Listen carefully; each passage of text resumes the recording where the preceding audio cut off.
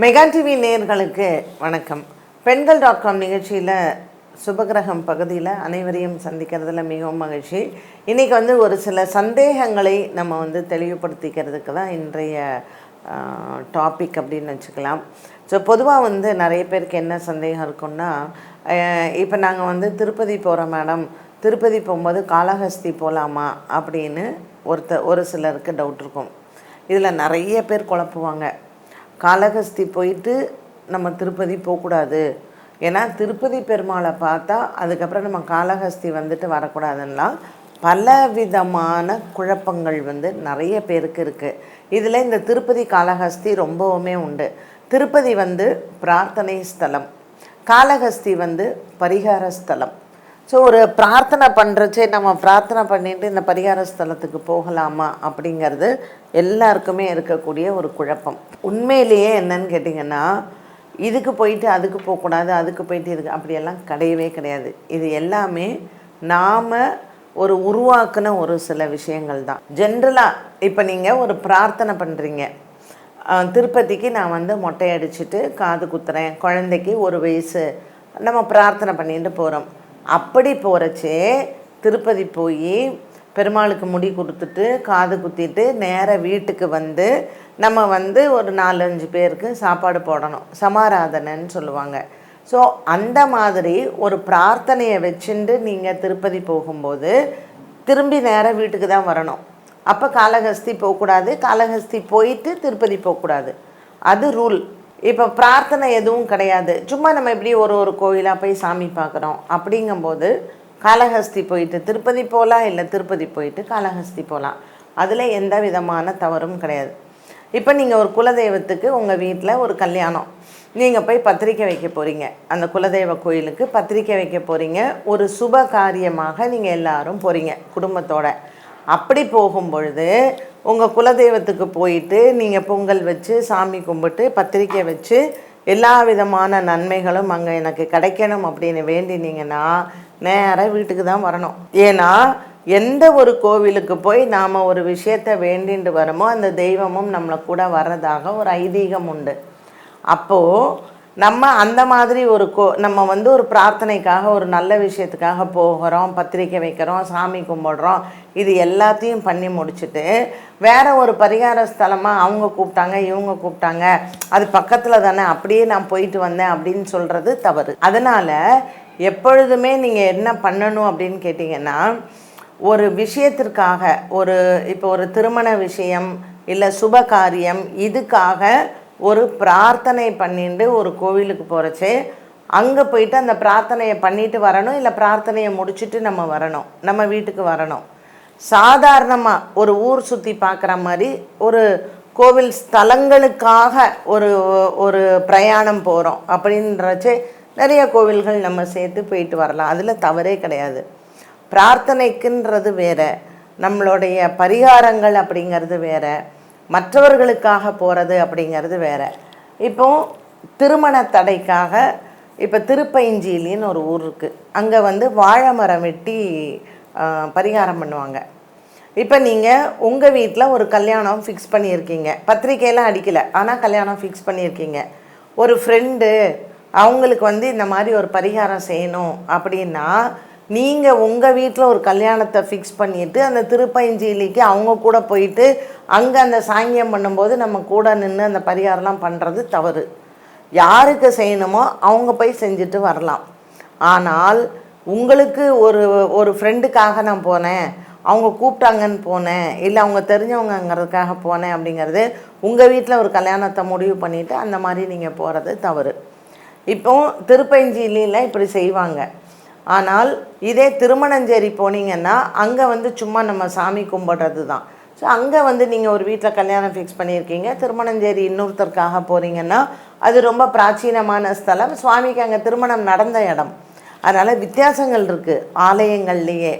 இப்போது நான் ஒரு நம்ம சைவ முறையில் சாமி கும்பிடுற நம்மளுடைய வீட்டு பழக்கங்கள், நம்ம அசைவ முறையிலெல்லாம் சாமி கும்பிட மாட்டோம், ஒரு காவு கொடுத்து பூஜை பண்ணுற கோவிலுக்கு நம்ம போய் சாமியெல்லாம் நம்ம கும்பிட மாட்டோம். அப்படிங்கும் பொழுது நம்ம குலதெய்வத்திற்கு போயிட்டோம், ஒரு சைவ முறையில் சாமி கும்பிடுறவங்க பொதுவாக இப்போ மகாவிஷ்ணுவை கும்பிடுறவங்கன்னு வச்சுக்கோங்க, மகாவிஷ்ணுவை மாத்திரம் ஒரு வைஷ்ணவனாக இருந்து மகாவிஷ்ணுவை கும்பிடுறவங்க வந்து ஒரு மாசாணி அந்த ஒரு சாமி வந்து படுத்திருக்கும் இந்த அங்காளம்மன் கோயில் பக்கத்தில், பெரிய ஆண்டுச்சின்னு சொல்லுவாங்க.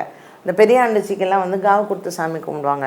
ஸோ பொதுவாக ஒரு வைஷ்ணவ சம்பிரதாயத்தை ஃபாலோ பண்ணுறவங்க ஒரு பெரிய ஆண்டுச்சிக்கு வந்து அங்கே காவு கொடுக்குற சாமியை போய் கும்பிட மாட்டாங்க. எந்த ஆலயத்திற்கு எப்பொழுது நீங்கள் எப்படி போகிறீங்க அப்படிங்கிறது இருக்குது.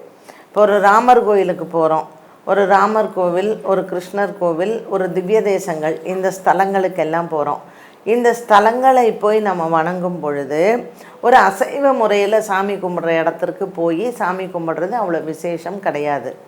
நீங்கள் அந்த கோயிலுக்கு தனியாக கூட போய் சாமி கும்பிட்டுட்டு வரலாம். நீங்கள் அசைவமாக இருந்தாலும் தனியாக போய் நீங்கள் சாமி கும்பிட்டுட்டு வரலாம். ஆனால் ஒரு ஆலயங்களுக்கு நம்ம போகும் பொழுது நம்ம வந்து ஒரு ஐட்டினரி ஒன்று போட்டுக்கிறோன்னு வச்சுக்கோங்களேன். இந்த கோயில் பக்கத்தில் தான் இது இருக்குது, அந்த கோயில் பக்கத்தில் தான் அந்த கோயில் இருக்குது அப்படின்னு சொல்லிட்டு மற்றவர்களினுடைய வசதிக்காகவோ இல்லை மற்றவர்களுக்காகவோ நம்ம அந்த மாதிரி போக வேண்டிய அவசியம் கிடையாது. ஸோ ஒரு கோவில் முறை அப்படின்னு எடுத்துக்கிட்டிங்கன்னா அதுக்கு எப்படி போகணும் அப்படிங்கிறதுக்கும் ஒரு வரமுறை உண்டு. அதன்படி தான் நம்ம வந்து ஆலய வழிபாடுகளை கண்டிப்பாக செய்ய வேண்டும். ஸோ ஆலய வழிபாடுகள் எப்படி செய்ய வேண்டும் அப்படிங்கிறதே ஒரு பெரிய கலை தான். எந்தெந்த ஆலயங்களுக்கு எப்பொழுது போக வேண்டும், அங்கே போய் நம்ம எப்படி வந்து வழிபாடுகள் செய்ய வேண்டும், ஒரு முருகன் ஆலயத்திற்கு போனால் எப்படி வழிபாடு செய்யணும், ஒரு வைணவ ஸ்தலத்திற்கு போனால் எப்படி வழிபாடு செய்ய வேண்டும் அப்படிங்கிறது ஒவ்வொன்றுமே நமக்கு வந்து வழிமுறைகள் வந்து உண்டு. அதனால் அதெல்லாம் தெரிஞ்சுக்கிட்டு நீங்கள் போகிறது நல்லது எப்பொழுதுமே. சில தெய்வங்கள் வந்து எல்லை தெய்வங்களாக இருக்கும். அந்த எல்லை தெய்வ வழிபாடுகள் அப்படிங்கிறதே வேறு. ஸோ எல்லை தெய்வங்களினுடைய வழிபாடுகளோடு சேர்த்து நாம் சாந்தமூர்த்திக்கான வழிபாடோ அல்லது இந்த ஆலயம் போயிட்டு அந்த ஆலயம் போகிறதோ, அந்த ஆலயம் போயிட்டு இந்த ஆலயம் போகிறதோ, இது எல்லாமே நம்ம கவனத்தில் கொள்ள வேண்டும்.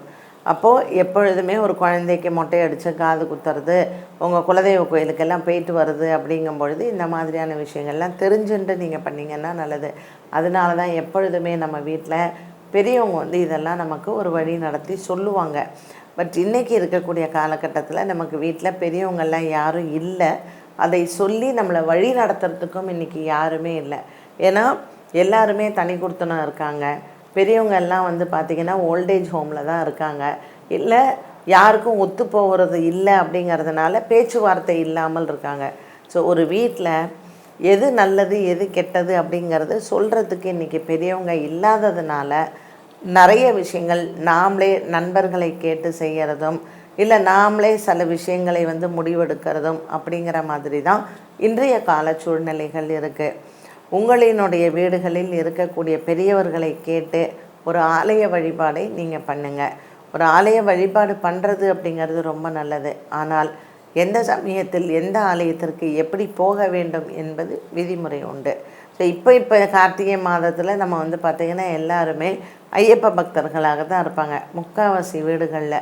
ஸோ முன்னாடி எல்லாம் வந்து ஐயப்பன் கோயிலுக்கு போகும்பொழுது இந்த மாதிரி எல்லா கோயில்களுக்கும் போயிட்டெல்லாம் போகிறது கிடையாது. ஒரு ஐயப்பன் கோயிலுக்கு அப்படின்னா விரதம் இருந்து மாலை போட்டு நேராக வந்து அவங்க ஐயப்பன் கோயிலுக்கு போயிட்டு ஐயப்பன் எங்கெங்கே இருந்தாரோ சிறு வயதில் அந்த ஆலயங்கள் போயிட்டு வருவாங்க. பட் இன்றைக்கி எப்படி ஆயிடுச்சுன்னா ராமேஸ்வரம், திருச்செந்தூர், மதுரை இப்படி பல கோயில்கள் பார்த்துட்டு நம்ம வந்து ஒரு பிக்னிக் டூர் மாதிரி ஆயிடுச்சு சபரிமலை போகிறது எல்லாமே. ஸோ காலங்கள் மாறும் பொழுது நமக்கு யாரும் பெரியவர்கள் எடுத்து சொல்கிறதுக்கு ஆள் இல்லைன்னா நம்மளும் நம்மளுடைய முறைகளை மாற்றிக்கொள்கிறோம். ஆலய வழிபாடுகள் எப்படி செய்ய வேண்டும் என்பதை தெரிந்து கொண்டு செய்தால் நமக்கு இந்த மாதிரியான ஒரு குழப்பங்களோ அல்லது குடும்பத்திலையும் பெரிய பாதிப்புகளோ ஏற்படாது. என்ன நேயர்களே, இன்றைய Pengal.com நிகழ்ச்சி அனைவருக்குமே பயனளிப்பதாக இருந்திருக்கும். மீண்டும் சந்திக்கும் முறை நன்றி, வணக்கம். வழிபாடுகளுக்கு கண்டிப்பாக நம்ம பயன்படுத்தக்கூடாது. இவையெல்லாம் அலங்காரத்திற்கு பயன்படுத்தலாமே தவிர வில்லங்களில் இறைவனை வழிபடுவதற்கோ அல்லது விளக்கு பூஜை செய்து விளக்கினை வழிபாடு செய்வதற்கோ இப்படிப்பட்ட தீபங்களை வழிபாட்டிற்கு எடுத்துக்கொள்ளக்கூடாது. என்ன நேயர்களே, இன்றைய சுபகிரகம் நிகழ்ச்சி அனைவருக்குமே ரொம்ப பயனுள்ளதாக அமைந்திருக்கும். மீண்டும் சந்திக்கும் வரை நன்றி, வணக்கம்.